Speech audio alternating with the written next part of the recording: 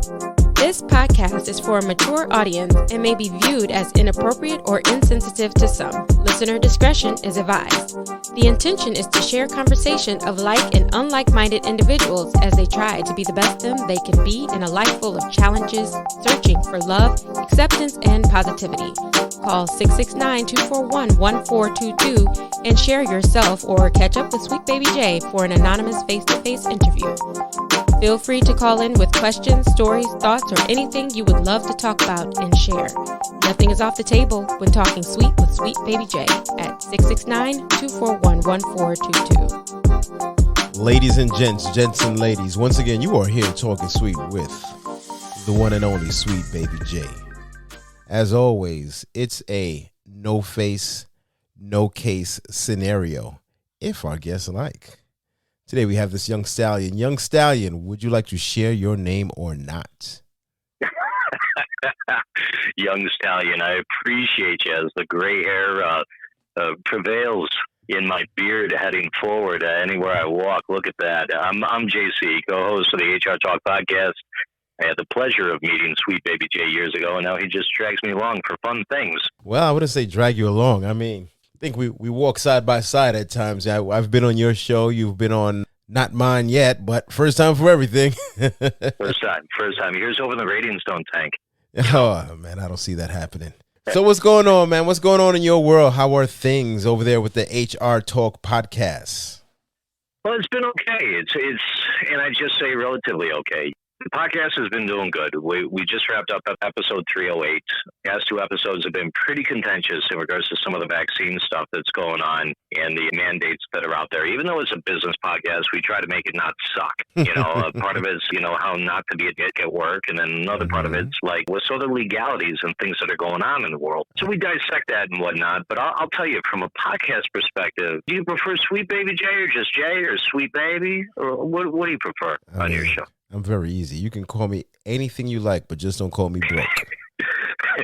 Well, it's my pleasure to be here with a legend, ladies and gentlemen, let me tell you. But on our show over at HR Talk, even though it's episode 308, there was a deep-seated need at a certain point to start to turn towards monetization, man. Oh. And I'm going to tell you, there's so many more podcasts out there than we even realize nowadays. The first I came across you, Pain Kill podcast. I don't even know if I can legally say that, okay? But I'm saying it. It's all good, yes. And my reason for saying that is it was an amazing product, and something happened. It was no longer there, and now you've got the new show here. I love the new show, too.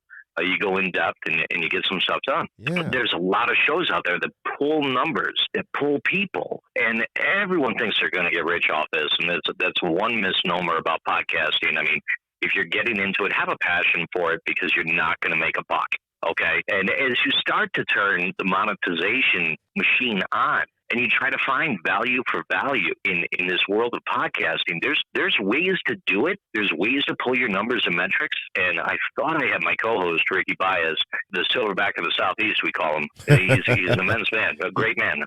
He's a big dude. He is a big dude.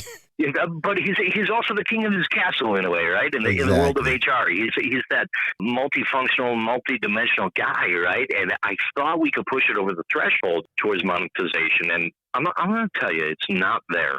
And anyone that has a show out there that does have a primary sponsor, one of the things you always got to think of as a listener is how influenced are they by that particular sponsor? What is the message that they're telling me? And are they being legit, or are they masquerading under a veil of finances by someone that doesn't want something negative said about them? Well, it really makes you wonder. Let me ask you a question. What do you mean by that? So from what I'm getting from you, you're saying that monetization of a podcast, one, it can be done in different ways, but also it seems that you are facing some difficulties with that. Okay, being done in multiple ways. You see some people out there that might be sponsored by a large organization, and let's say that their sector is finance, and then they're sponsored by someone who's a main investment broker. They're never going to go on that show and say anything bad about that particular broker or about the industry that broker's in without putting favor in light of the person that's giving them the money. I get you. Whereas, like with your show, all bets are off. You have an opportunity to talk about whatever your heart desires. There's something special about that. This is the thing for me. And one of the reasons I've had people reach out to me in which they've wanted me, they want to sponsor the show and things like that. But I haven't really taken that opportunity because the people that have reached out to me, I haven't utilized their services. So how much can I really say? I'm not going to tell people, hey, support this or support that, and then come to find out this person is a complete fraud or their services are not what they say they will be. And then my name is affiliated with that. So I can't do that. It's almost at that point like you are literally walking side by side with them without even knowing that you are. And some people take the dollar without even thinking about it. Now, when you think about like a value for value model, like people that actually listen to the show, like if they were to give, okay, this is hypothetical, but anyone listening, think about this. If you were to donate this month $5 to SweetBaby Jay's foundation or cause or whatever it may be, right? You put $5 in the coffers, you now have a higher level status within the program. Maybe you're not just a listener anymore. Maybe you're more like a associate producer or something along those lines. There's other podcasts out there that do a value for value model, and there's something that's coming of it. Now, podcasting 2.0 is on its way. You're going to see exchanges of dollars in cryptocurrency formats for podcasters and artists that are out there that want to get their word out and get their music out in ways that they don't really have that breadth right now. That's all like looming. It's all coming. There's different ways to monetize these things. But right now, being the creative engine that you are, and as from the creative engine over on our side, right, because it's more business proper, it's an interesting time where you really have to have a passion for things, and you just got to keep that fire burning and hoping next positive thing to come through. It's the truth. I've had all different kinds of people come on the show. They share their journey, and that's what it's all about, sharing your journey. The one thing with that is also I get people that reach out and they want to, they're artists or they're businessmen, and they want to share their brand.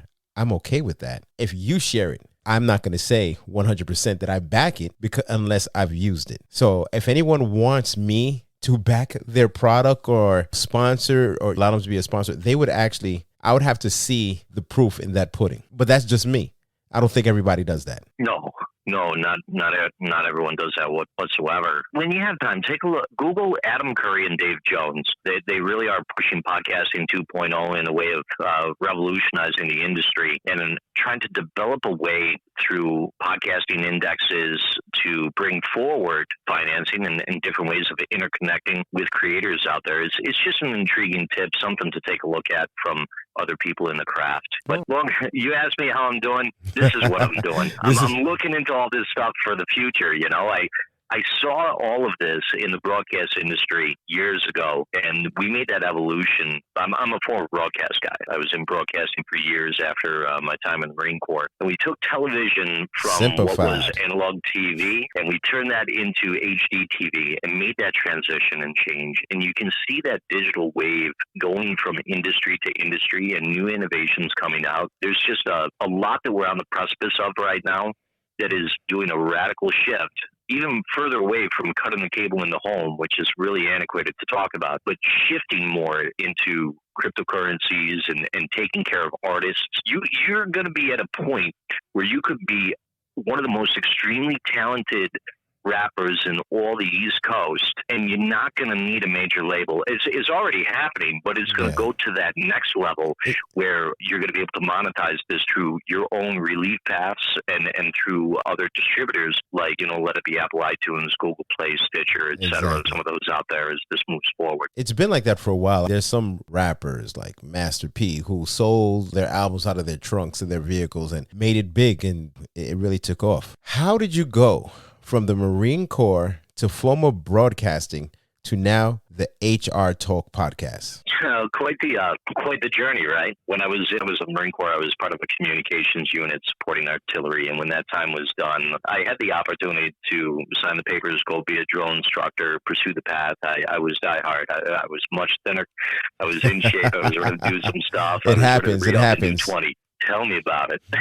But I got out and decided to start putting myself through college. And I had a band at the time. We were touring, doing some small stuff, nothing major. My guitarist worked at a TV station. He said, JC, we have an opportunity over there. It's like entry level. Why don't you come check it out? I'm like, you know what? I'm going to college for this. Let me try it. So I went over, did the interview, knocked it out of the park, got the job. And I was making like $16,000 a year, like next to nothing. And started from the bottom. And I got there. I got into the C-suite. I got into the board meetings. I helped the digital transition through what was at the time, and still is, the Public Broadcasting Network. I was with PBS, and we went from having that local television station, that local brand, to then offshooting and building a digital sub-channel. And with that digital sub-channel, one of the main things that we tried to do was interconnect further to the community, bringing stories forward from independent artists and creators and documentarians, growing bonds and building connections with different universities. There's people that have Emmys right now that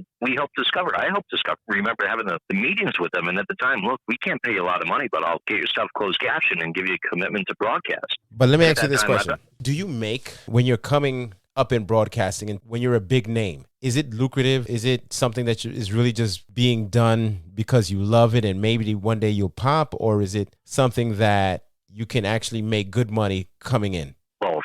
It depends on your background, your networking, and the roots of things. I mean, when we think about people that go to college for it and they do their internships, like one guy I knew, he interned with was Conan O'Brien. And then after that, he was able to walk into a local TV station, get a job, but then he's doing like copywriting. And he's making, the $30,000, $35,000 a year. And there's only so much money in it from the different angles. Like radio, you're not going to make much. You really aren't. TV, you'll make a bit more. The operations of TV behind the scenes, you'll definitely make more than that crapshoot of trying to get on air consistently all the time. And then if you've got that engineering background, that's something radically different as well. But if you're the creator, if you're that creator with the vision and you have a documentary or a movie at hand or a program at hand you want to do, there are relief paths for you out there. It's a matter of finding the right distributors that could properly upsell you to then get you to that next level for that full national release, or at least get you on the platform where people could see you. The reason why I asked that is because there's a young lady that when I was in school, she was a reporter for an Asian network, and she said she gave it up. Like it was just way too hustle and bustle for too little money. It's true. Like some of the main news readers are definitely going to make more money than the backpack journalist. And the backpack journalist is going to be busting their hump, heading out there with the camera and the microphone, having to do their own stories, edited on the fly, up at 3 a.m. And you want to talk about some hustle and bustle, they're working hard. But we take a look at like my buddy Rocco. I'm not going to say his last name. He used to be a New York guy. He moved down to Florida, making away. He did an amazing documentary on the world of boxing and the history of the background of the museum and everything about boxing, and just could never get it picked up by people, could never get it pushed forward. He's still a great filmmaker in his own right, but it really comes down to like some of the networking with that. And the promoting yourself. So yeah. You are over there on the HR Talk podcast, and you guys talk about many different things, but I will have to say you guys you make HR fun to listen to. I never even thought. Well, you know what? That's because of me. Oh, that's because of me. The other guy on the show is all like fluff and butter. Oh. I mean, he's all business, baby. Don't get me wrong, but I make him look business. Good. Oh, you're pulling the weight, huh? Hey, I mean, we all got our talents, right? Hey, listen. In order for a fight to be good, both fighters need to fight.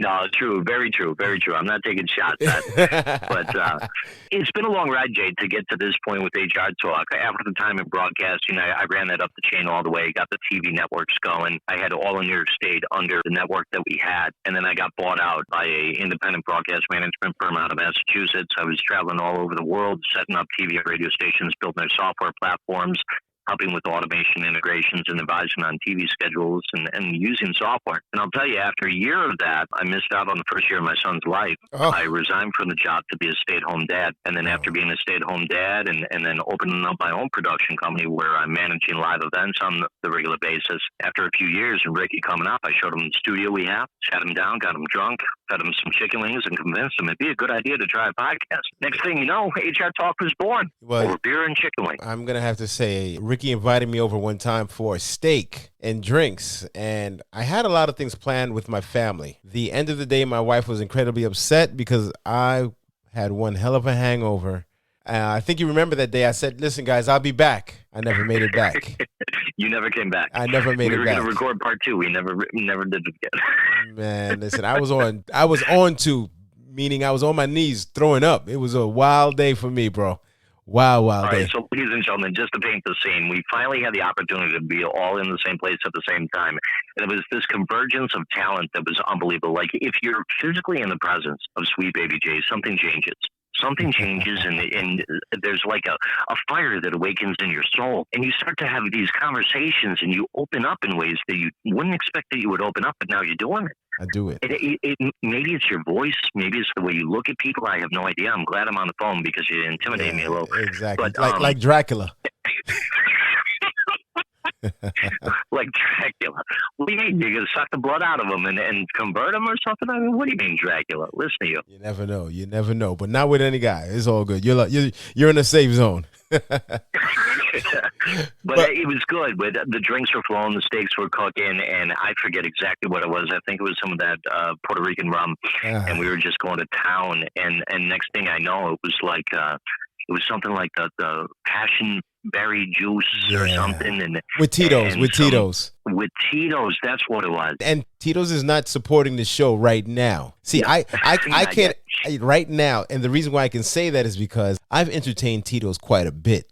So if they ever want to support the show, I can say, hey, you guys got a good product. I've indulged quite a bit. It's halfway decent. It really is. I really think, though, that you should find like maybe a local producer of the fine spirits and see if you can blow them up a little bit. Never thought about that. Might not be a bad idea. Might not be a bad idea. Let's go back a little bit. Yes, sir. What's going on right now in the world is just crazy. It has people just going through so much. And by that, I'm not talking about marriage. I'm talking about COVID, the other thing that we can't seem to end. But yeah, it's nonstop. It's nonstop. Now we got the variant D. Hopefully we're not on variant Z1 or anything like that. But from the HR talk perspective, yeah, what are you guys seeing dealing with COVID and returning to the workplace or coming out of the normal workplace and things just changing to where now a lot of people are working home? As a matter of fact, a lot of people are only looking for jobs where they can work remotely. How are you guys seeing this from your perspective? Well, you're seeing a lot of Gen Xers and Gen Z just walk away from jobs right now due to the quality of life aspect. You know, everybody was pushed into a position, whether they wanted to or not, where work from home became the norm overnight. And everyone said, beating the drum over and over, this is the new norm, new norm, new norm. Now we're a year and a half into 2 weeks of flattening the curve, and now the new norm is, hey, get back to work. We need you in the office. Well, we consciously had the opportunity to do this from home, and we stayed effective. We maintained productivity across the board. And when I say we, I mean the collective we, all of us. And there's some businesses that have taken the stance of saying, yeah, we're going to let our workforce stay 100% remote.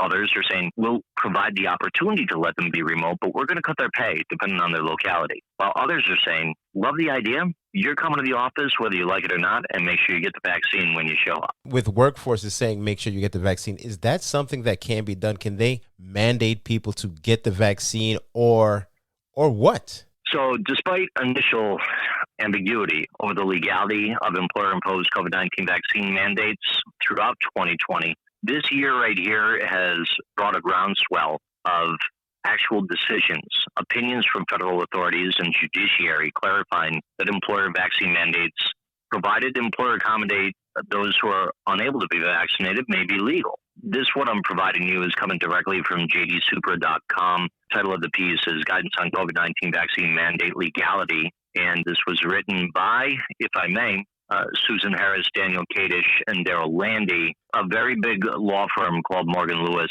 came out with a piece in JD Supra here. And they did state that while the Department of Justice has issued definitive guidance as of July 26th of this year, in the form of a very specific written opinion stating that federal law does not prohibit public or private entities from imposing vaccination requirements for vaccines that are subject to emergency use authorizations from the U.S. Food and Drug Administration. So when we think about the overarching desire of businesses right now during these unprecedented times to force or push people towards a mandatory vaccination protocol, all the way down to the U.S. Department of Veteran Affairs, the state of California, state of New York, cities of Los Angeles and New York, they all announced vaccination requirements for certain portions of their staff, which are predominantly within the healthcare ranks, to make sure that they get vaccinated by X date in the future.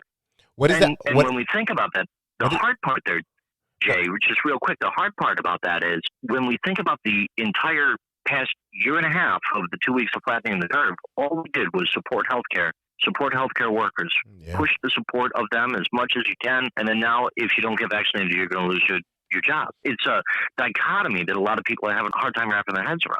Well, that's exactly what I was going to ask. If you do not get the vaccine, are they threatening that you can lose your job, or is it a matter of you have to be tested repeatedly? How is that working out from what you're seeing?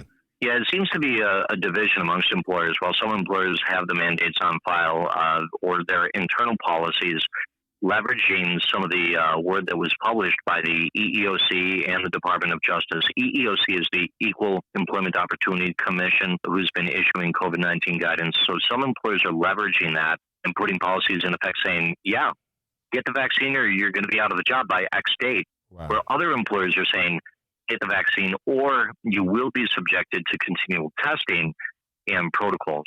Now let's think about the protocols. There was a piece on the news over the past week or so of some of the fires that were taking place out west. They came out very clear and said, while these fires are raging, do not use the mask that you use for COVID to protect yourself from the fire smoke.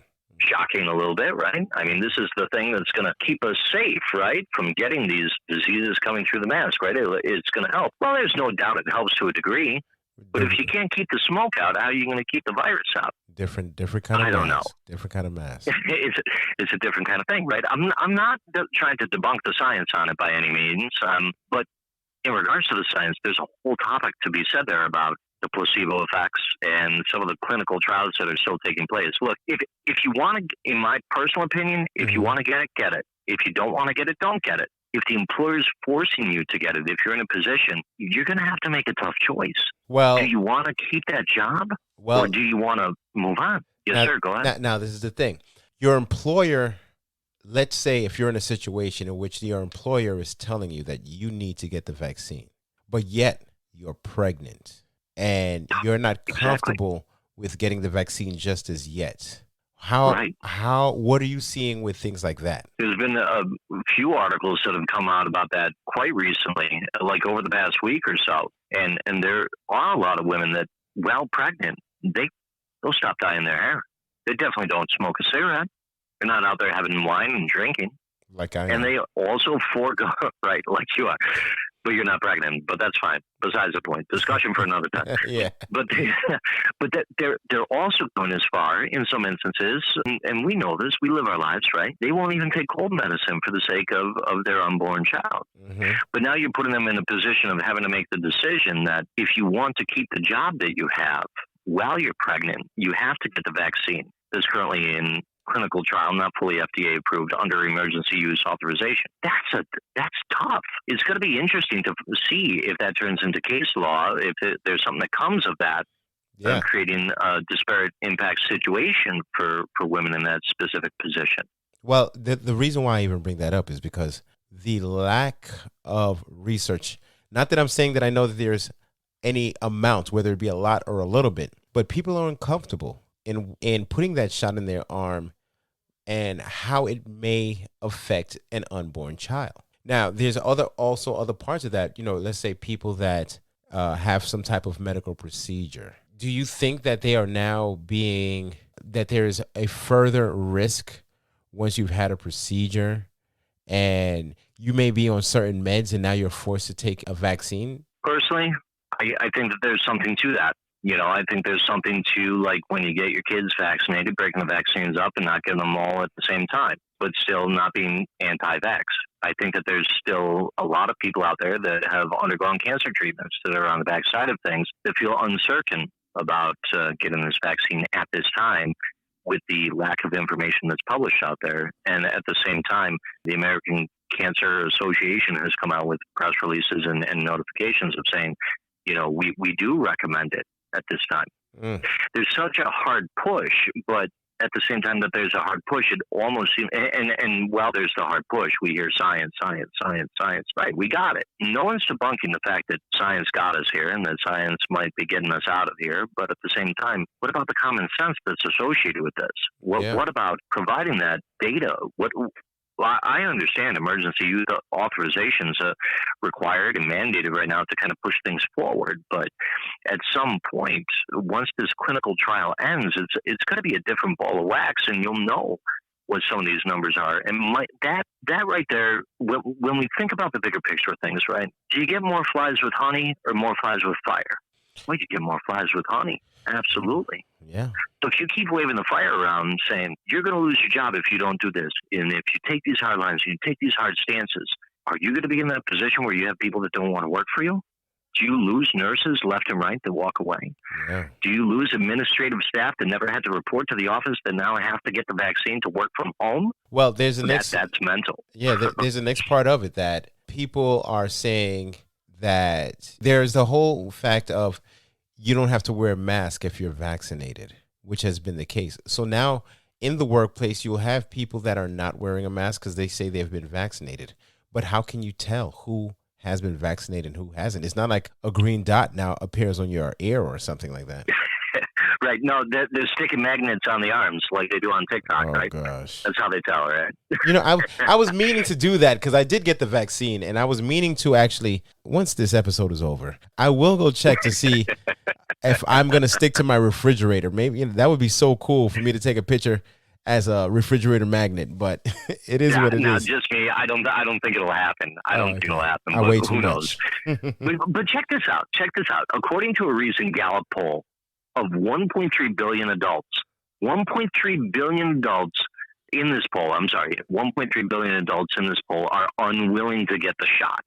Okay. And it's especially true in areas of the world already very suspicious of vaccines before the coronavirus pandemic, which includes Eastern Europe. But even in some well-off countries like Germany and Japan, citizens are more reluctant than anticipated. They're not trusting it. Going back to the getting flies with honey than fire, right? So more than 50% of respondents in the poll in the Eurasian and Eastern Europe sections of the world were reluctant or refused to be vaccinated. From 45 to 50% felt the same in Western Europe and the U.S.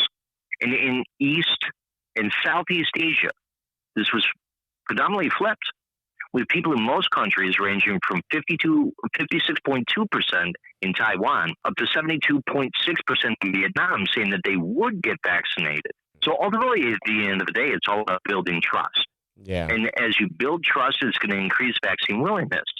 Well, and trust may grow as clinical trial results are released, as well as FDA approval is garnered as we move forward. I think once it became so politicized here in the U.S., that's where the trust was lost. Oh, absolutely. Absolutely. At the start of the pandemic, yeah, Governor Cuomo in New York coming out and doing everything that he could and providing good, clear guidance. And you really felt that this was a state of emergency. People were off the roads. They're listening to every single word that he had to say. Yeah. But then through the span of time, as elderly were moved into nursing homes and then getting infected or spreading infections, and you were losing elderly loved ones being put in nursing homes because they had COVID. And then others in nursing homes dying from that. And then the politicalization of it all. It turned into a hot button issue when it didn't need to be. Yeah. And it was being used during an election time when maybe it really shouldn't have been. I concur with you. Yeah. You really just brought up something in which we're going to take this whole conversation to a whole nother level. Yes, sir. You brought up Governor Cuomo, in which I saw an article in which he seems to have been allegedly one that was not easy on his staff when it came to harassment. Oh, it's not allegedly. It is not allegedly whatsoever. As of midday today, there's been a lot of hot news coming out about this, the Cuomo sexual harassment report. And some of the most damning allegations are now coming forward. New York, for those not familiar, New York Governor Andrew Cuomo engaged in conduct constituting sexual harassment under federal and New York state law. And in the bombshell conclusion that was brought forth today on television, on all media outlets here in New York State, by New York State Attorney General Letitia James, she released a 165-page report today, the culmination of 5 months of investigation. Who's reading that? That's a lot of damn pages. Attorneys. Well, it's a lot of pages. It's a ton of pages, and our lawyer friends out there are definitely reading it. Oh, man. But in the allegations of behavior, close, intimate hugs, kisses on the cheeks, forehead, at least one kiss on the lips, Whoa. touching and grabbing an executive assistant's butt during hugs, and on one occasion while taking selfies with them. What? Comments and jokes about by the governor, about executive assistant's personal life, relationships, including calling her and another assistant mingle mamas, inquiring multiple times about whether she had cheated or would cheat on her husband, and asking her to help him find a girlfriend. Now, he's got his own lawyer, and he's coming out in the news today, even after the president and top Democratic leaders have turned on him and said, hey, you must resign. He said, I'm not going to resign. I've got a lawyer. I'm going to refute these, let's see what happens. Is his lawyer Giuliani? No, it's not. I really don't know who his lawyer is. That's interesting. I like that.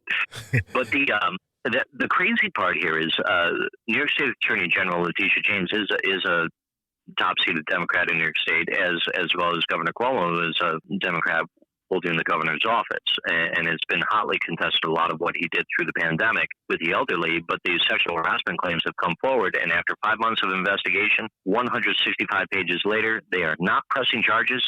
They just put it out there. And now it's up to the state legislature in New York to decide whether or not they're going to move forward to press charges amidst growing clamoring for him to step down. If he was a CEO at a private company, that's what I was going. He'd be getting away with this. This is exactly. You must have been reading my mind. My question was, from your HR talk perspective, if this were not as much of a high-profile position, and yet there was a 165-page report of allegations being confirmed, where would you see that going? There wouldn't even be a 165 page. They'd route you out the door and you'd be gone. You wouldn't have a job. I mean, that's pretty much what it would be down to people like Ricky Baez or other HR pros out there to sit down and do their investigations. It probably wouldn't turn out to be a 165 page report, but ultimately at the end of the day, action would be taken and determination would be made. Now the guy's working for the state. So the state legislature needs to make a call as to what they're going to do in this situation. And if the state legislature does nothing, and if he doesn't step down on his own accord, he stays in office for the rest of his term and then heads towards re-elections. So this is definitely a case of someone flexing their muscle. Yeah, I'd say so. Or grabbing butts and kissing foreheads, Well, wanting to flex his muscle. We'll say that. Oof. Oh, too soon. Too soon. Too soon? Oh, gosh. Too soon. Hey, check this out. Here's a quote for you, excerpt from part of the report here, okay? Upon meeting Cuomo at a 2019 wedding for one of his senior aides, he touched her bare back, and after she moved his hand away, he cupped her face in his hands and kissed her on the cheek. The governor remarked, quote, "Wow, you're aggressive," after which the governor cupped her face with his hands and said, "Can I kiss you?" Without waiting for a response, the lady then tried to turn her face away, and the governor kissed her left cheek. And there were pictures taken by friends of the interaction. Wow. Listen, man, I'm going to have to say this dude is definitely, he has let the power get to his head and has become a bunch of douchebaggery. What would make him, and this is not something that's new. What was Weiner? Was he the governor, or I don't remember what his position was.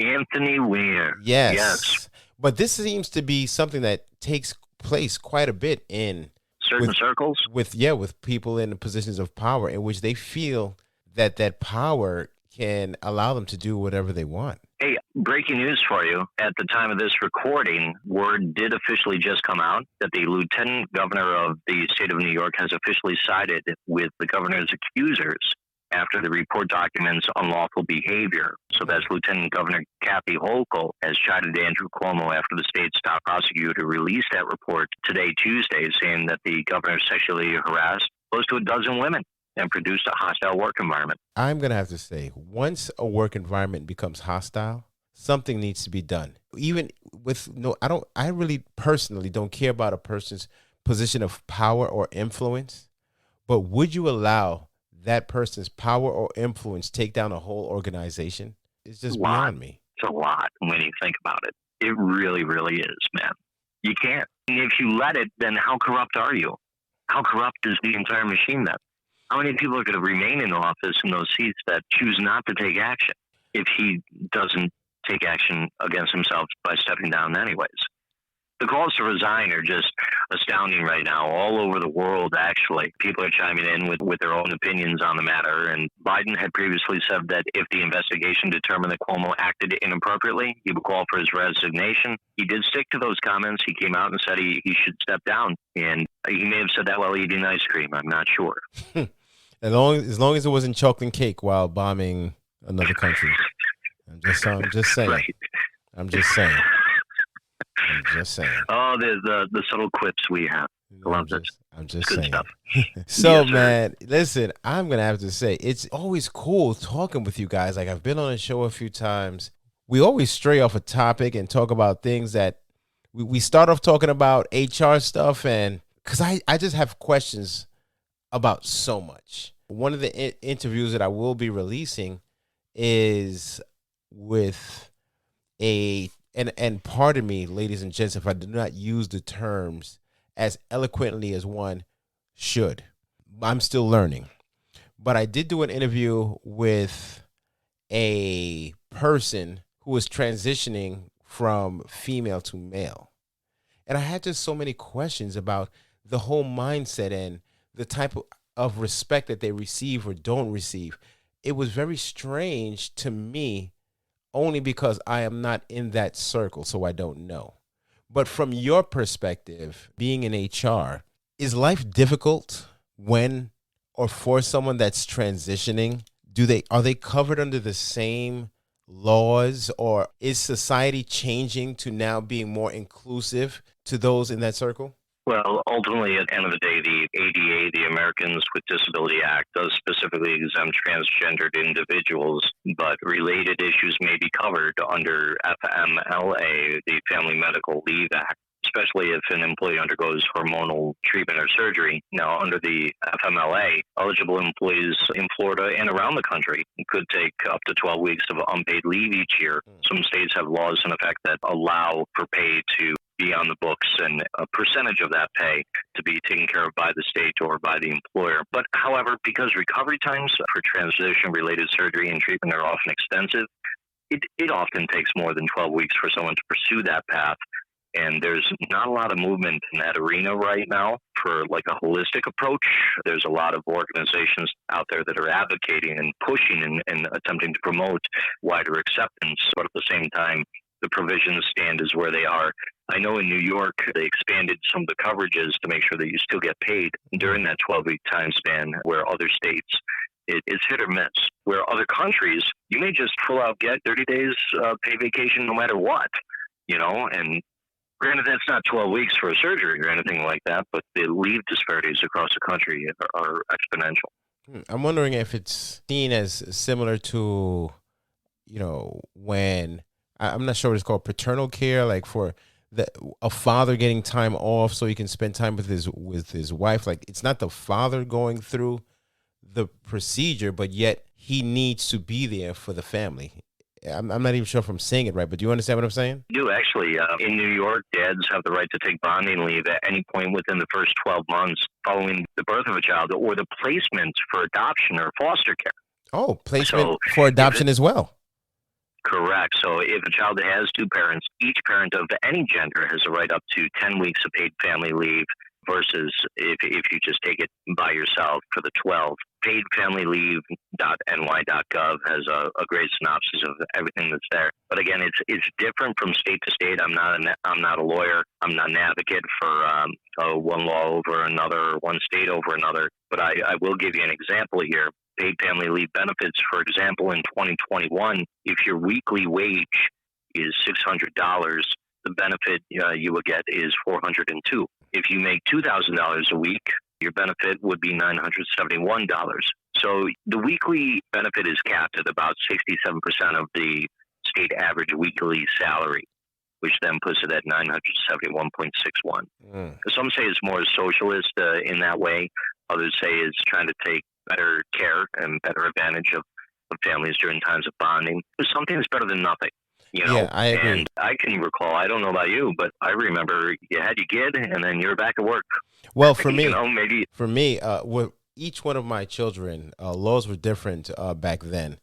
Not that they were that long ago, but I literally got, I think, 3 days or 2 days off. Other than that, I had to use vacation time. Luckily, now that I'm in the state of Florida, I'm not even sure what the time is. As my wife is about to give birth to my first and only son that I know of, it's just trying times. I don't even know. Well, it's a blessed thing. Just remember the name JC is a great name to have. I agree with you. I'm actually going to name him after his father, Amazon Prime. The baby's born wearing a blue vest. I don't know what it is, but That's a good one. That's a good one. There's a lot of movement there. There's a lot of things going on affording more equitable and fair treatment of fathers in regards to paid time off. Maybe not the same on the transgender side, though. There's still things that are evolving there, but more work to be done. A lot of these things, more work to be done, but a lot of these laws do still apply across the board when you're talking about FMLA, and depending on the state that you're in, you may still have an opportunity to receive some pay associated with that.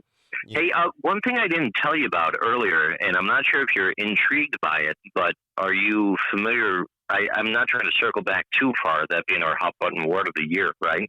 But did you hear about, with the COVID vaccines, the full approval request that went into place not too long ago? No, do share. Yeah, so with the COVID-19 timeline for the clinical trial coming to an end, the FDA's top vaccine official vowed to complete the process as rapidly as possible recently, but wouldn't speculate on timetable. So Pfizer and BioNTech did submit requests for full approval, called a biological license application, on May 7th.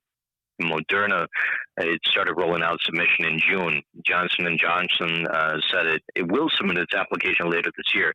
Now, typically it takes the agency at least several months to grant full approval for a vaccine, but some officials said that the Pfizer vaccine could be approved by late summer or early fall.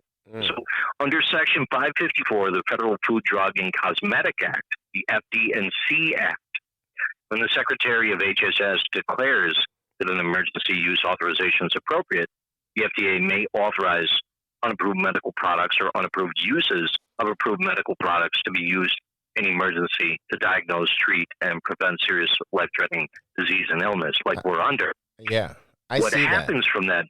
Exactly. So what happens from that as you move forward now, when they apply for the biological license application, it's a request for permission to formally introduce or deliver for introduction a biologic product into interstate commerce, according to 21 CFR 601.2.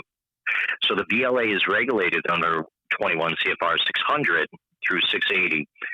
Those that are into law, you can look that up or Google it. Anyways, long story short, a BLA, that biological license application, is submitted by any legal person or entity who's engaged in manufacture, or an applicant for a license who takes responsibility for compliance with the product and established standards. So here's where it goes from there. If they approve that, then it's a fully approved vaccine.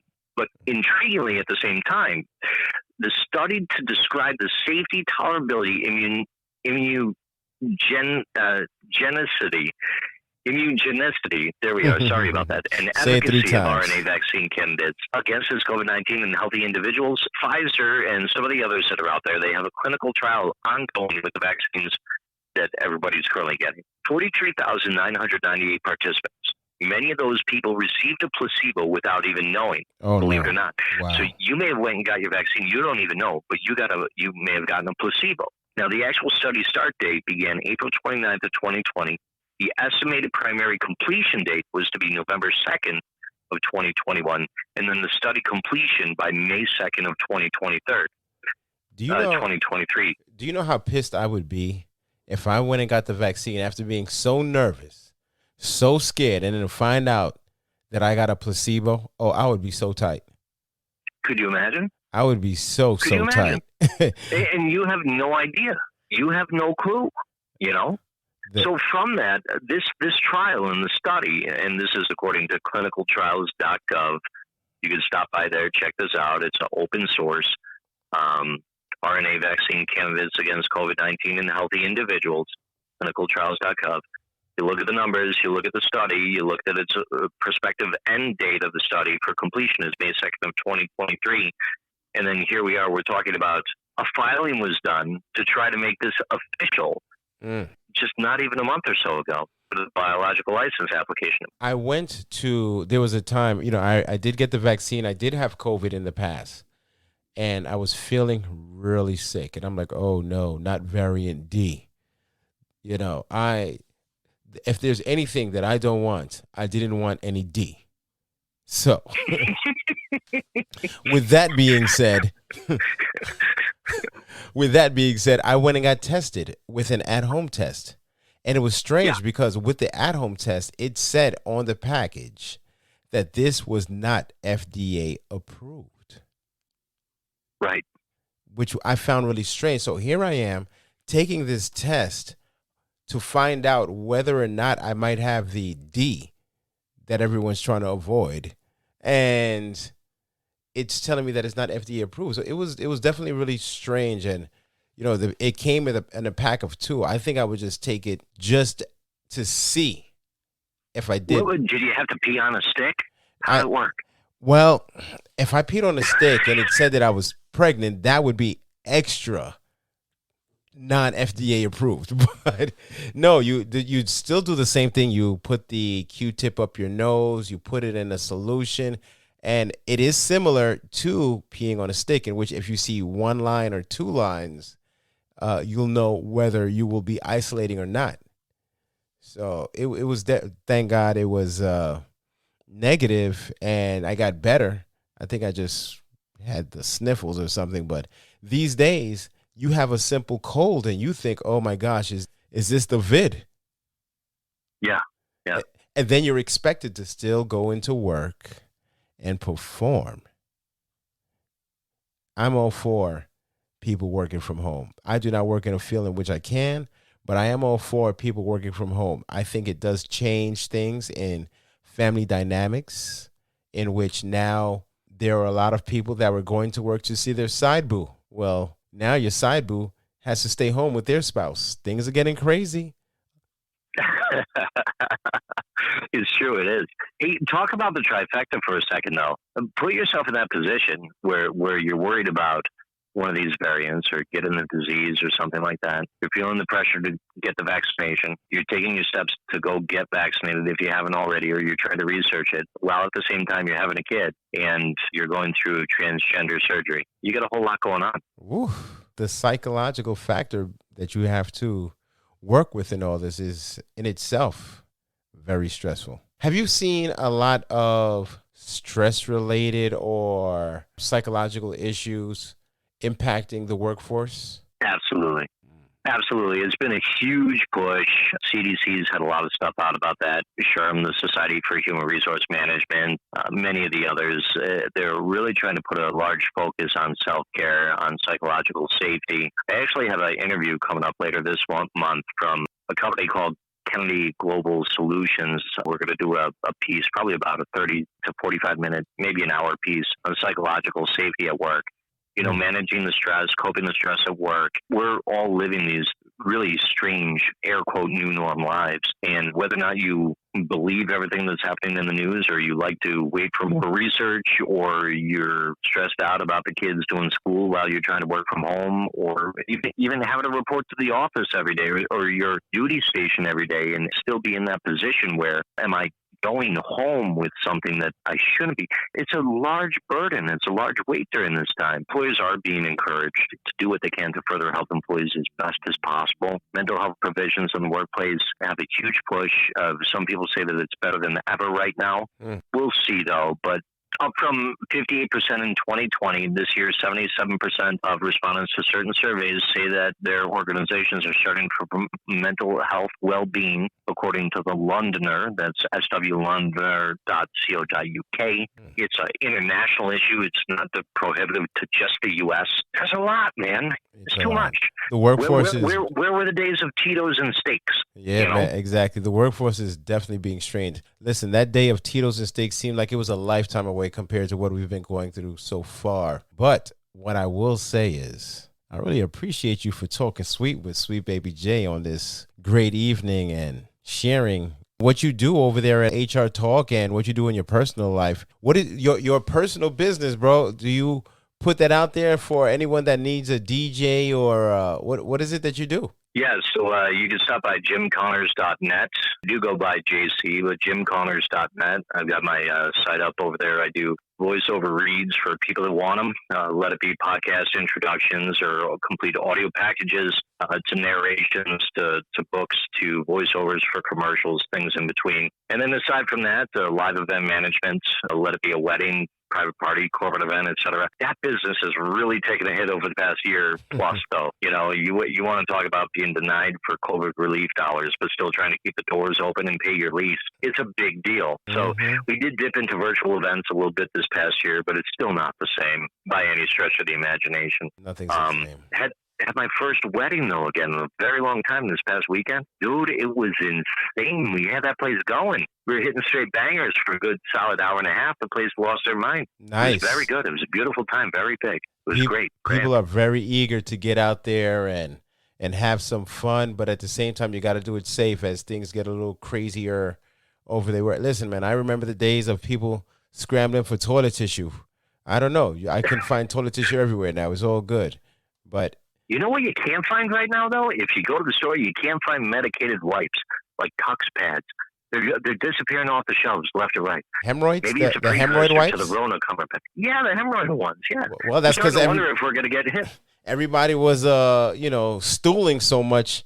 Now they're like, dang, my anus is coming out of my body. Dude, you want to believe it. So I took this drive around just like around the block. I ran to the corner store and just casual drive around the block on a Saturday afternoon on the way back home, the long drive home. And I see this, a couple parties set up, graduation parties, people doing their things in their backyard. And there's this one guy's house. He's got like one of those portable car tents where it's like the canvas, but the piping to make it, rigid. And he's got the doors open on the front. They're rolled up and moved out of the way. And I'm driving by and I'm looking, and the entire thing is filled to the brim with toilet paper. What? And it's like a carport, like big enough to park probably a Chevy Silverado. And the whole thing was full of toilet paper. I was blown away, man. I'm like, this guy's going to be living with that for a long time. You bet on the wrong horse in that race, bud.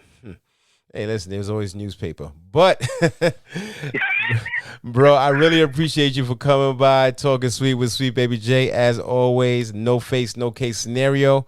But you shared it all. We talked about a bunch of different things, and I really appreciate you. Any last words that you want to share with the people? Yeah, it's my pleasure. I know we really didn't get into a lot of fun things. You and I could definitely talk about much more fun stuff, but we're at that time where maybe this fit just right. But I'll tell you what, if you want to do it again in the future and get into some other crazy stuff, I've got some crazy stories from all over the world to share with you sometime. It's a beautiful thing, bros. We can always do it again. And beautiful. We out. Thanks for having me. Hey, no doubt, man. That's about it.